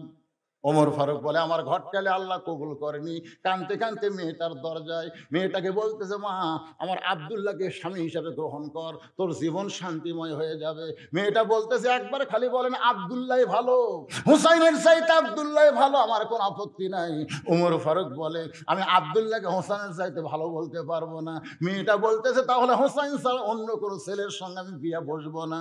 ওমর ফারুক বললেন, হোসেন সেই মেয়েকে বিয়ে করবে যে মেয়ে তার 3টা প্রশ্নের উত্তর দেওয়ার পারবে, যে প্রশ্ন তার বাবাও জানে না, আমিও শুনি নাই। তাহলে তুমি কেমনে উত্তর দিবা? মেয়েটা ঘরের ভিতর থেকে বলতেছে, আমিরুল মুমিনিন, হোসেন যে 3টা প্রশ্ন করবে আমি জানি না, আমি জানি না, তবে আমার ঈমান বলতেছে আমি না পারলেও আমার আল্লাহ পারাবে। ইমানের বলে বলিয়ান হয়ে বলেন, বাংলাদেশ এইরকম থাকবে না, অবশ্যই পরিবর্তন হবে। জোরে কোন কথা ঠিক না? 1 থেকে মানুষ 100 পর্যন্ত গুনবার পারে, ওই যতই গুনুক আমার একতা সবাইকে। আপনারা মনে করতেছেন শেষ নাই? শেষ নাই, কিন্তু আমাকে ইমান নাই রে। ইমানের বলে বলিয়ান হয়ে মেয়েটা এমন কথা বলেছে, হোসেন কি 3টা প্রশ্ন করবে আমি জানি না, আমি জানি না, তবে আমার ভিতরে ইমান বলতেছে আমি না পারলেও কে পারাবে? আরো জোরে বলেন, কে পারাবে? ওয়ালা রাব্বিহিম ওয়ালা রাব্বিহিম ইয়াতাওয়াক্কালুন। এখন হোসেন 3টা প্রশ্ন করবে, মেয়েটা উত্তর দিবে। এইটা শুনতে যদি আমাদের কিছু সময় লাগে, কারা কারা শুনবো আল্লাহকে একটু হাত দেখাবো। যারা শুনবো 2 হাত তোলেন, লিল্লাহি তাকবীর, হাত নামান। যারা শুনবেন না তারা হাত তোলেন। তার মানে বোঝা গেল একজনও বাকি নাই। এবার হযরত ওমর চলে আইছে হযরত আলীর দরজায়। আলী, লব্বাইকা আমিরুল মুমিনিন। ওমর ফারুক বলে, আলী রে, তারিখ করবার চাই। হোসেন বলে, কিসের তারিখ? ওমর ফারুক বলে, হোসেন তুমি যে 3টা প্রশ্ন করবে, মেয়েটা তার উত্তর দিবার পারবে কি পারবে না, ওই তারিখ করার জন্য আইছি। নির্দিষ্ট তারিখ মোতাবেক আমি শর্টকাট শেষ করার চেষ্টা করতেছি। বসো সবাই, বসো বাবা, বসো। পিছনে যারা রাজে বসো, আমি শেষ করে দেবো, এক টানা ওয়াজ করে শেষ করে দিয়ে তোমাদের নিয়ে আমি মোনাজাত করবো। নির্দিষ্ট তারিখ মোতাবেক ডান পাশে হযরত ওমর, বাম পাশে হযরত আলী, মাঝখানে হোসেন বসে গেছে। সামনে একটা চাদর দেওয়া হয়েছে। সামনে একটা কি চাদর? জোরে বলেন কি? রওশনার একজন মা 500 টাকা কোরআন বাবদ দান করছে, আর একজন 10 টাকা দান করছে, আল্লাহ কবুল করেন। এখন এগুলো আপনারা আটকে দেন, আর আমার কাছে দিয়েন না। কি বুঝলেন? সামনে একটা চাদর, এটা শোনা লাগবে, বোঝা লাগবে। সামনে একটা কি চাদর দেওয়ার কারণ কি? ওই যে মেয়ে হল 18 বছর, 18 বছর মেয়েকে উমর ফারুক দেখতে পারবে নাকি? হয়তো আলী, হোসাইন, কিন্তু বেগম মমতাজ। মনের পর্দা বড় পর্দা, বাইরের পর্দার দরকার নেই। ওরে শরীয়তের মৌলানা, চোখ 2টা করলা কানা, মনের পর্দা বড় পর্দা, তোমরা খুঁজা পাইলা না, তেতুল হুজুর বুঝলো না। মনের পর্দা যদি পর্দা হয় তো আপনারা সত্যি করে বলেন তো, ওমর ফারুকের মন ভালো না খারাপ? হোসেনের মন, আলীর মন। তারপরে সামনে চাদর দিয়ে বুঝাই দিল মনের পর্দা পর্দা না, পর্দা হলো আল্লাহর আইন। ওমর ফারুক বল, হোসেন এখন তুমি প্রশ্ন করো। এবার হোসেন বলবে, তুমি একা একা বসে আছো, তাই বলে মনে করো না তুমি একলা হয়ে গেছো। এবার আমি হোসেন বড় একা। যে বলছে তুমি একলা বসে আছো মনে করো না, আমি হোসেন বড় একা। ওমর ফারুক কোনার ভূত আমার সেই বেটা, এই বেটা তোর ডান পাশে আমি, বাম পাশে তোর বাপ বসে আছে, তুই একলা কেমনে হলি? হোসাইন বলতেছে রে আমার দুই পাশে দুইজন মহামানব দেহ নিয়ে বসে আছে, কিন্তু মনে মনে তোমার পক্ষ নিয়েছে। আপনারা বলেন তো ওমর ফারুক কার পক্ষে? আপনারা এতগুলো আসনে কই বুঝলেন ওমর ফারুক কার পক্ষে, আলী কার পক্ষে, কিন্তু বসে আছে কোন পক্ষে? তার মানে কি বুঝলেন? নিরপেক্ষ নির্বাচন কমিশনার কারো পক্ষ নেবে না, এমন একটা চেয়ারে বসে আছে, যেই চেয়ারে বসে থেকে নিরপেক্ষ হওয়া দরকার কিন্তু পারবে না। মনে মনে পর্দার ওপার থেকে একটা দলের পক্ষ নিয়েছে। উপায় নাই রে, উপায় নাই রে, উপায় নাই, নিরপেক্ষ থাকার কোনো উপায় নাই। সবাই বলেন না কেন ভাই? উপায় নাই রে, উপায় নাই রে, উপায় নাই, নিরপেক্ষ থাকার কোনো উপায় নেই। এমনকি আল্লাহ নিরপেক্ষ নয়। আল্লাহ যে নিরপেক্ষ হতো তাহলে কেন জান্নাত জাহান্নাম তৈরি করলেন? কেন বললেন একমাত্র ইসলাম ছাড়া অন্য কোনো ধর্ম আমি আল্লাহ পছন্দ করি না? তার মানে বোঝা গেল আল্লাহ মুসলমানের পক্ষে। জোরে কোন কথা ঠিক কিনা? নিরপেক্ষ। আমি একটা চেয়ারম্যান দেখছি ঝিনাইদহে, নিরপেক্ষ প্রধান অতিথি, নিরপেক্ষ চেয়ারম্যান হিজড়া। কি এইবার একটা রংপুরের ডান আছে ভাই, ওই মরদও না নারীও না, উনি হলো নিরপেক্ষ। জোরে কোন কথা ঠিক কিনা? তাহলে নিরপেক্ষ মানে কি? আপনারা বলবেন হিজড়া। নিরপেক্ষ মানে কি? আরো জোরে, জোরসে বলুন। আজ থেকে কেউ তো না বলে আমি নিরপেক্ষ, আমি কোনো দল করি না। ওই কিন্তু দল একটা করে, হয়তো কর্মী লয়, কিন্তু মনে মনে সাপোর্ট করে। জোরে কোন কথা ঠিক কিনা? নিরপেক্ষ বলে কোনো কথা নেই। কথাটা বুঝলেন? এইটুকু বুঝে ফজরের নামাজ জামাতের সাথে পড়া লাগবে। আজকের মতো আমি শেষ করলাম। সকলে ইস্তেগফার পড়ো। আস্তাগফিরুল্লাহ আল্লাযী লা ইলাহা ইল্লা হুয়াল হাইয়ুল কাইয়্যুম ওয়া আতুবু ইলাইহি লা হাওলা ওয়ালা। এই প্রশ্নের উত্তর পরে ফজর পড়া লাগবে জামাতে। বাটাম ফাটাবি রে। উত্তর দিবার গেলে টাইম আছে নাকি? সবাই দোয়া করেন। আল্লাহ যদি চায়, উনি আসার সাথে সাথে বলতে হুজুর আগামী বছর একটা ডেট দিবেন। আল্লাহ যদি চায় আপনি ওয়াদা করেন যে রাত 9:30টায় তুলে দেবো। না না না, শুনবি শুনবি, ফজর ফজর। না না, এটা বলেন না, কখনোই না। রাত 12টার পরে কোনো ওয়াজই করা ঠিক না, কিন্তু তুলে দিতে দেরি করছেন। এই জন্য আমি আপনাদের সামনে কিছু সময় কথা বললাম। হ্যাঁ, সংক্ষেপ ভাবে প্রশ্ন হচ্ছে 1 নম্বর প্রশ্ন। শোনেন, 1 নম্বর প্রশ্ন হলো, 1 নম্বর প্রশ্ন একটু আমি কাল প্রশ্নটা বলতেছি, উত্তরে দেওয়া লিখবি না, তাহলে হবে না। 1 নম্বর প্রশ্ন হলো, আমার মাকে জানো? আমি কোন মায়ের সন্তান? আমার মাকে তুমি জানো? আপনারা বলেন তো হোসেনের মায়ের নাম কি? তাহলে কি বলছে? আমার মাকে তুমি জানো। জানো শব্দ বলেছে, আর মেয়েটা ওই পার থেকে বলতেছে আমি চিনি। যেই কইছে চিনি, ওর হলো জিব্বার কামড় খাচ্ছে।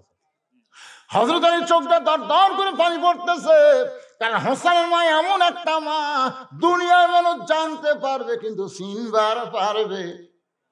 বদরুশিদের বউ আছে আমরা জানি, তাছাড়া 3টা মেয়ে কেমনে হলো? আমার বউ আছে না নাই? আপনারা চিনেন না জানেন? জোরে খান। জানি তো 3 মেয়ের বাপ আমি মাটি ফেটা আছে, তাহলে আমার বউ আছে, আপনাকে জানা লাগবে। বউ আছে জানেন না? জানেন আমার বউ আছে? জানি। জোরে খান, বউ আছে। যদি বউ না থাকলে জামাই ওয়াজ করে কেমন রে পাগলা? বউ আছে জানি, কিন্তু চিনি। পরিমণি খামলা চিনি, জানি না। হোসেনের মা কেউ চিনে? কিন্তু ওই মেয়েটা বলছে আমি চিনি। ওমর ফারুক জিব্বাত কামড় খাইছে, হযরত আলীর চোখ দিয়ে পানি পড়তেছে। কারণ গভীর রাত্রে হযরত আলী কবরে দাফন করার পরে আল্লাহর কাছে বলতেছে, আল্লাহ আমার ফাতেমাকে তুমি কবুল করে নাও। এই কবুল করার দোয়াও শেষ, তাকায় দেখে নতুন কবরও নাই। এইমাত্র কবর দিল ফাতেমা, সেই কবর আর নাই। আলী কান্দের বলে ফাতেমার কবর কোথায়? ফাতেমার কবর কে যেন বলতেছে, আলী রে ফাতেমা হলো পর্দা নিশা, আমি আল্লাহ জোহরা ডিগ্রি দিয়া তার কবরটাকেও কিয়ামত পর্যন্ত পর্দা করে দিয়েছি।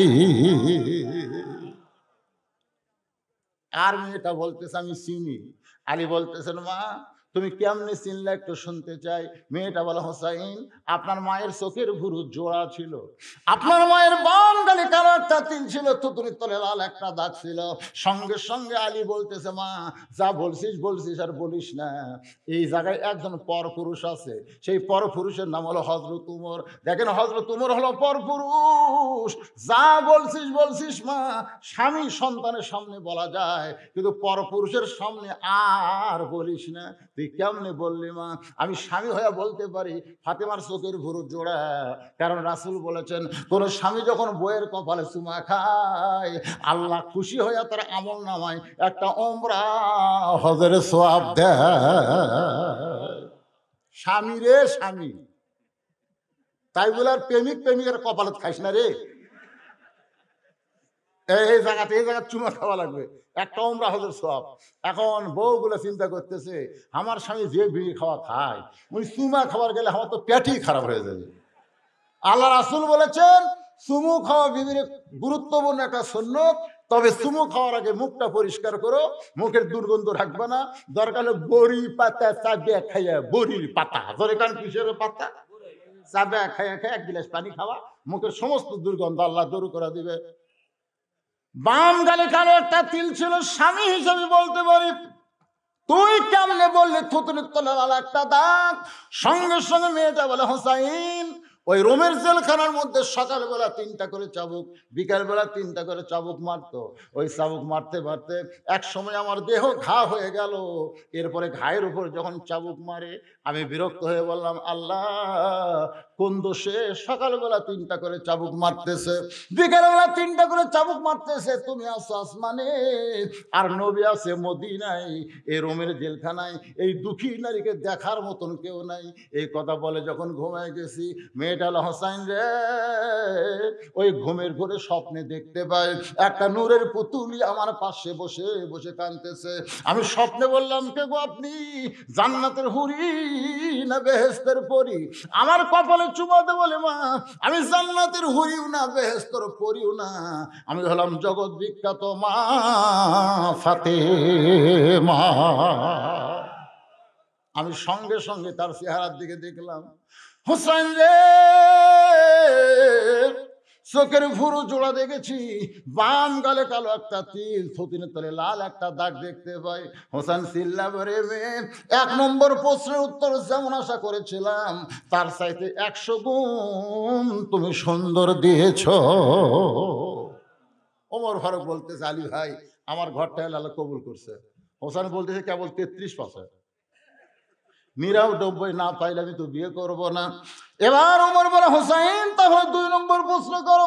হোসেন বলতেছে রে আমি আমার 2 নম্বর প্রশ্ন হলো 6 বছর বয়সে ইমানটা তুমি কেমনে পাইলা? তোমার দাদা খ্রিস্টান, তোমার বাপ খ্রিস্টান, যেই দেশে তুমি জন্ম নিয়েছো দেশটা হলো খ্রিস্টান, তাহলে খ্রিস্টান দেশে ইমান তুমি কেমনে পাইলা? আপনারা ইমান কেমনে পাইলেন? এই দেশ হলো একটা পশুরামের দেশ। ধরে কারণ কি রাম? আপনারা জানেন মহাস্থানে কি ছিল? পশুরাম। এই পশুরামের রাজত্বকে খতম করছে সুলতান বলখি মাহিসুয়ার। তুমি কি জিকির করে না জিহাদ করে? আর আমাদের পাগলারা বৈশাখের শেষ বৃহস্পতিবার গাঁজা খায়, বলছে বাবা ইল কি? ইল তো বুঝবার পারতেছি না, ইল কি? ইলকে যদি বুঝবার চাও 1 কলকি গাঁজা খা।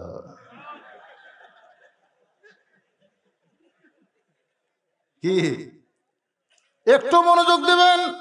বিরক্ত হচ্ছেন?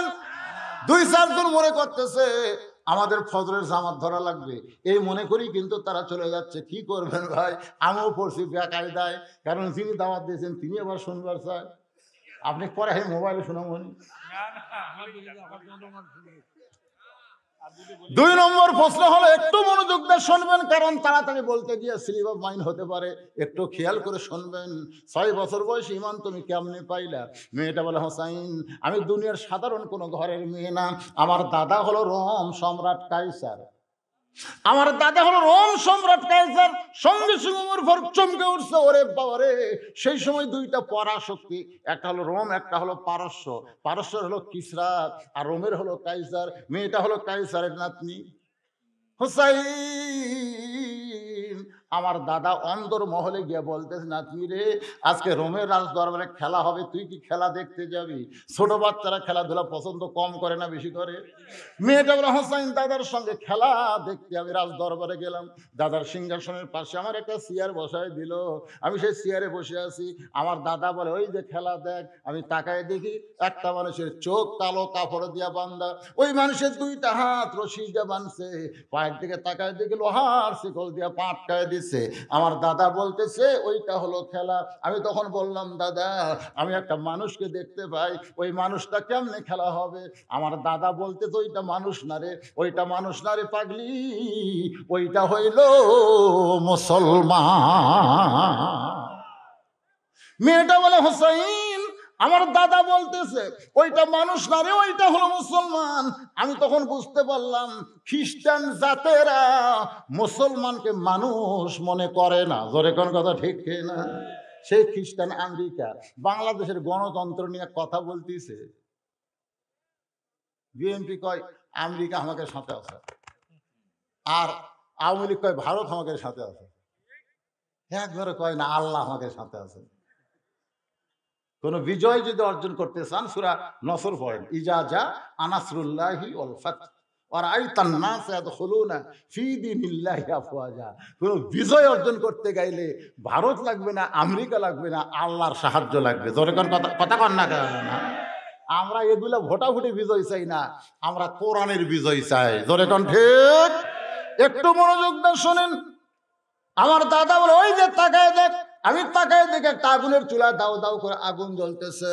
আমার দাদা বলতেছে ওই মুসলমানকে আগুনের মধ্যে ফেলে দেব, মুসলমান পুড়ে ছাই হবে। আজকের খেলার নাম হলো মুসলমান মারার খেলা। আমি তখন বললাম, দাদা, ওই মুসলমানকে মাফ করা যায় না? ওই মুসলমানকে আগুনে না পুড়ায় কি মাফ করা যায় না? আমার দাদা বলে, 100 বার মাফ করা যায়, যদি একটা বারের জন্য বলে আল্লাহ রাসূল মানি না। শুধু বলবে আল্লাহ রাসূল মানি না, সঙ্গে সঙ্গে হাতের বাঁধন খুলে দিব, চোখের বাঁধন খুলে দিব, পায়ের শিকল খুলে দিব। কারণ এগুলা বাঁধছি আসলে মুখটা আমি বাঁধি নাই, মুখটা খোলা আছে। খালি একটা বারের জন্য বলি আল্লাহ রাসূল মানি না। মেয়েটা কাছে গিয়ে বলতেছে, ও মুসলমান, তুমি কি দেখতে পাও তোমাকে পোড়ানোর জন্য আমার দাদা আগুনের চুলা জ্বালাইছে, সে আগুনের মধ্যে তোমাকে পোড়ায় খেলা করবে চাও? মুসলমান বলতেছে, মা তুমি কি বলতে চাও? মেয়েটা বলতেছে, একটা বারের জন্য বলো আল্লাহ রাসূল মানি না। মুসলমান চিৎকার মেরে বলতেছে, রে ছোট্ট মেয়ে, তোমার কাছে জীবনের দাম বেশি, কিন্তু মুসলমানের কাছে জীবনের চাইতে ঈমানের দাম বেশি। আমার দাদা বলতেছে, ফেলে দে। মেয়েটা বলছে, দাদা, এখন মানুষটাকে আপনি পুড়ে মারবেন, আমি আর দেখবো না, যাবো। দাদা কয়, না, তো দেখার জন্য নিয়ে আইছি। মেয়েটা বলে, হোসেন, আমার দাদা জোর করে হাতটা চেপে ধরে রাখলো। আমি তাকাই দেখে মুসলমান আগুনের চুলার দিকে যাচ্ছে, তার মধ্যে একটা বড় পিছন দিকে টান খেলতেছে না, যাবো না, মরবো না, আগুনে পুড়বো না, কোনো কথাই নাই। বীরের মতন হেঁটে হেঁটে আগুনের দিকে যায়। আগুনের চুলার কাছে যেই মাত্র গেছে, এমন সময় চিৎকার করে বলতেছে, লা ইলাহা ইল্লাল্লাহু মুহাম্মাদুর রাসূলুল্লাহ। মেয়েটা হলো হোসেন রে, এই মধুর বাণী আমার কানের মধ্য দিয়ে কলি যায়। আমি তখন দেখতে পাই মুসলমানের দেহ খাঁচা আগুনে পড়ার আগে ওই খাঁচার পাখিটা কে যেন ধরে সবুজ রঙের একটা বাগানে উড়াল দেয়। আমি হ্যাঁচকা টান দিলাম। দাদা শক্তিশালী মানুষ আমাকে ধরছে, কিন্তু আটকার পারলো না। আগে পারছে, কারণ তখন আমি একলা ছিলাম, আমার মধ্যে ঈমান ছিল না। ঈমান থাকার কারণে আর দাদা আটকার পারলো না। বাড়ির দৌড়ে গিয়ে বললাম, লা ইলাহা ইল্লাল্লাহ মুহাম্মাদুর রাসূলুল্লাহ। আমার মা বলতে, তুই না খেলা দেখতে গেলি, খেলা দেখতে গিয়ে মুসলমানের কলমা কোথায় ফেলি? এ কলমা যদি তোর দাদা বাপ শোনে তোকে হত্যা করবে। আমি তখন সাহস করে বললাম, মা, এ কলমাওয়ালারা কোনোদিন মরে না। ধরে কারণ সুবহানাল্লাহ, নিজের চোখে দেখছি খাঁচা আগুনের মধ্যে, আর পাখি জান্নাতে চলে গেছে। সুবহানাল্লাহ কর না কেন? আমার সোনার ময়না পাখি খাঁচা খানা কবরে দিয়া জান্নাতে উইরা গেলি নাকি আমার সোনার ময়না পাখি। মেয়েটা বলে, হোসেন রে, 6 বছর বয়সে এইভাবে ইমানটা আমার নসিব হয়েছে। হোসেন চিল্লালের মেয়ে 2 নম্বর প্রশ্নের উত্তর যেমন আশা করেছিলাম তার চাইতে 1000 গুণ সুন্দর দিয়েছ। ওমর ফারুক বলতেছে, বাবা এখন 3 নম্বর প্রশ্ন করো। হোসেন বলে, রে মেয়ে, এই ছেলেরা, একটু মারাত্মক প্রশ্ন। 3 নম্বর প্রশ্ন হলো বিয়ার পরে আমার সঙ্গে, বিয়ার আগে না বিয়ার পরে। আপনারা বলেন তো, প্রত্যেকটা পুরুষের মেয়ের সঙ্গে কোনো কিছু করবার গেলে বিয়ার আগে না বিয়ার পরে? কিন্তু আমাদের 14 ফেব্রুয়ারি কখন পালন হয়? হায় হায় রে। আপনার বলেন ভাই, সত্যি করে বলেন, আপনার বউ কি আপনি কোনোদিন রাস্তার চুমা খাচ্ছেন না? যারকে বিয়ে করছেন কে খাচ্ছে? ওই তালের মাথা কছে, তালের মাথা। আমার ঘরও ছোট ছোল থাকতে আমি বউ কোনদিন আদর করিনি। হয় ঘুমান লাগবে না হয় দাদির কাছে। আমাকে প্রেমের একটা মজা আছে, জানলা দরজা লাগিয়ে দিয়ে তারপরে আমরা শুরু করি। আর এই শালা কুত্তেরা কলেজে, ভার্সিটিতে, পার্কে লেকে পুরি কাতি ভাষা কুত্তের মতন। হোসাইন বলতেছে জান্নাতি যুবকদের সর্দার, যে বিয়ার পরে, বিয়ার পরে, বিয়ার আগে কিছুই না। বিয়ার আগে বলতেছে, তুমি আমার জীবন, তুমি যদি চাও আমি হিমালয়ের চূড়ায় উঠবো, তুমি যদি চাও সাগর সিঁচবো, চাপাত খেলে লাগতি। তুই সাগর বুঝিস? তুই মাঝালি হাইতে পারিস না, 1 কিলো রাস্তা অটো ভ্যানত চড়িস, আর তুই হিমালয়ে উঠবো? একদিন তোমারে না দেখলে মনে হয় বছর দেখিনি। মেয়ে শোনা গাই একটা ফাঁসি রে, বিয়ার পরে লাখ টাকা ঘুম পাড়ে, বউ কুনার ঘুতা পারে। কেগো কেগো, তুমি না আমাকে ছাড়া বাঁচো না, তো বিয়া হচ্ছে ঘুম পাড়ো কেন? তো পাওয়ার জন্য মিথ্যা কথা খুঁজি, তুই আমাকে চিনিস না। এই জন্য বিয়ার আগে কোনো কিছু করা জায়েজ নাই। জান্নাতি যুবকদের সর্দার বলতেছে, বিয়ার পরে আমার সঙ্গেই তোমার থাকতে হবে। মেয়েটা ফোপায় ফোপায় কাঁদতেছে। ওমর ফারুক বলে, মা 2টা কঠিন প্রশ্নের উত্তর দিয়া পারলা, আর বিয়ার পরে হোসেনের সঙ্গে থাকবা, এই কথাটা তুমি কেন বলতেছো না? মেয়েটা বলে, আমিরুল মুমিনিন, সাধারণ কথায় হোসেন তো খুশি হবে না, এমন একটা উত্তর দেওয়া লাগবে যে উত্তরে হোসাইনটা খুশি হবে। বলে, সেই উত্তরটা কি? মেয়েটা বলে, হোসাইন, আয়ুব নবী আল্লাহর এক নবী ছিল, এই নবীর অনেকগুলো বিবি ছিল, এই নবী এক সময় বাদশা ছিল, চাকর নৌকর ধন দৌলত বাসা বাড়ি সবই ছিল, কিন্তু একদিন সব আস্তে আস্তে হেরে গেল। তার বাদশাহী গেল, তার চাকর নৌকর হেরে গেল, বিবিগুলো তাকে তালাক দিয়ে চলে গেল। আয়ুব নবী অসুস্থ হতে হতে এমন একটা অসুস্থ, তার দেহের মধ্যে ঘা সৃষ্টি হলো। এই ঘায়ের মধ্যে পোকা লাগার কারণে দুর্গন্ধ হলো। লোকালয় ছেড়ে তাকে জঙ্গলের মধ্যে রেখে আসলো। কিন্তু যখন আয়ুব নবীর সঙ্গে নাই, এমন সময় একটা বিবি আয়ুব নবীকে ছাড়লো না। সেই বিবির নাম হলো রহিমা। ওই রহিমার মতো আমি তোমার সঙ্গে থাকতে চাই। হোসেন বলে, আমিরুল মুমিনিন, এই মেয়েকে বিয়ে করতে আমার আর কোনো আপত্তি নাই। লিয়াবলুয়াকুম আইয়ুকুম আহসানু আমালান ওয়া হুয়াল আজিজুল গফুর। আল্লাহুম্মা আমিন। আল্লাহুম্মা আনতাস সালাম ওয়া মিনকাস সালাম, তাবারাকতা ইয়া যাল জালালি ওয়াল ইকরাম। আয় আল্লাহ তাআলা, রাত প্রায় 1টা বাজতেছে, টপ টপ করে নিয়র পড়ে, তারপরেও তোমার পাগলগুলো জান্নাতের বাগান ছাড়তেছে না। আল্লাহ, নিয়র দিয়ে যাদের শরীর ভিজে গেল, এই দেহের জন্য জাহান্নামের আগুন তুমি হারাম করে দাও। আল্লাহ, যে মাদ্রাসাকে লক্ষ্য করে আজকের মাহফিল, এই মাদ্রাসাকে কিয়ামত পর্যন্ত আল্লাহ তুমি কবুল করো। জায়গা জমি দিয়ে যারা মাদ্রাসা গড়ায় দিছে, যারা মাদ্রাসার হিতাকাঙ্ক্ষী হলো, আজকে নগদে বাকি দিয়ে যারা মাদ্রাসায় দান করে দিল, আল্লাহ সকলের দানগুলোকে জান্নাতের বিনিময়ে তুমি কবুল করো।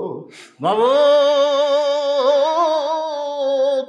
আল্লাহ, আমরা যারা হাত তুলেছি, আমাদের জনম দুঃখী মা যাদের কবরের ঘরে চলে গেছে, মায়ের কবরকে জান্নাতের টুকরা বানাও। বাবার বাড়ি ঘর সবই আছে, আল্লাহ আমি সহ বাবা যারা হারাইছি, বাবার কবরকে জান্নাতের টুকরা বানিয়ে দাও। ও মাবুদ, পর্দার অন্তরালের মা বোনেরা আওয়াজ শুনল, আবেদা সালিহা পর্দা কবুল করে মা ফাতেমার চরিত্র দান করো। আমি অসুস্থ, আমার মতো অসুস্থ হয়ে যারা হাত তুলেছে আল্লাহ সকলকে সুস্থতার নিয়ামত দান করো। আজকের মাহফিলের সম্মানিত সভাপতিকে আল্লাহ তুমি কবুল করো, সহসভাপতি কবুল করো। আজকের মাহফিলের প্রধান অতিথি বিশেষ অতিথির আল্লাহ তুমি কবুল করো। আজকের এই মাহফিলে যিনি সর্বাত্মক আঞ্জাম দিয়েছেন, কষ্ট করেছেন, ও মাবুদ তার পরিবারের উপরে রহমত তার বরকতের দরজা খুলে দাও। ভাই আমরা চলে যাব সবাই, ভাই কবে কখন আমরা মরবো জানি না, তাই সবাই আল্লাহর কাছে বলেন। কত মানুষের কত জানাজা নামাজ আমরা পড়লাম, এই দুই হাতে আমরা কত কবরে মাটি দিলাম। একদিন আমরা সবাই মরে যাব। যেদিন আমাদের মৃত্যু হবে দিনটা যেন জুমার দিন হয়, মাসটা যেন রমজান মাস হয়। ইমানের সাথে ইজ্জতের সাথে এই দুনিয়া থেকে যেন বিদায় নিতে পারে। আল্লাহ কবুল করো। ফিলিস্তিন মুসলমানকে আল্লাহ তুমি হেফাজত করো। ইসরায়েল ইহুদিদেরকে আল্লাহ তুমি ধ্বংস করে দাও। পৃথিবীর মানচিত্র থেকে ইহুদিদের তুমি ধ্বংস করে দাও আল্লাহ। অনেকে হয়তো বলবেন ধ্বংসের দোয়া আল্লাহ করেছেন, তাব্বাত ইয়াদা আবিল আহাবি ওয়া তাব্বা, আবুল আহাবের দুইটা হাতকে ধ্বংস করে দাও আল্লাহ বলেছেন। যাদের হাত বাইতুল মুকাদ্দাসকে আহত করে, ক্ষত করে, মুসলমানদের হত্যা করে, আল্লাহ তাদের হাতকে ধ্বংস করে দাও। জোরে কোন আমিন। তাদের সমস্ত শক্তি পাওয়ারকে আল্লাহ তুমি ধ্বংস করে দাও। আবাবিল পাখি দিয়ে আব্রাহা বাদশাকে তুমি ধ্বংস করতে পারো আল্লাহ, তুমি আজও সেই পাওয়ার আল্লাহ রয়েছে আল্লাহ। আল্লাহ মুসলমানদের তুমি হেফাজত করো আল্লাহ। মুসলমানের প্রথম কেবলা বাইতুল মুকাদ্দাসকে আল্লাহ তুমি হেফাজত করো আল্লাহ। যে যা নিয়ত করে হাত তুলেছে আল্লাহ সকলের নেক নিয়ত নেক আশাকে তুমি কবুল করো। মৃত্যুর সময় জবানের মধ্যে জারি করে দিও লা ইলাহা ইল্লাল্লাহু মুহাম্মাদুর রাসূলুল্লাহ সাল্লাল্লাহু আলাইহি ওয়াসাল্লাম।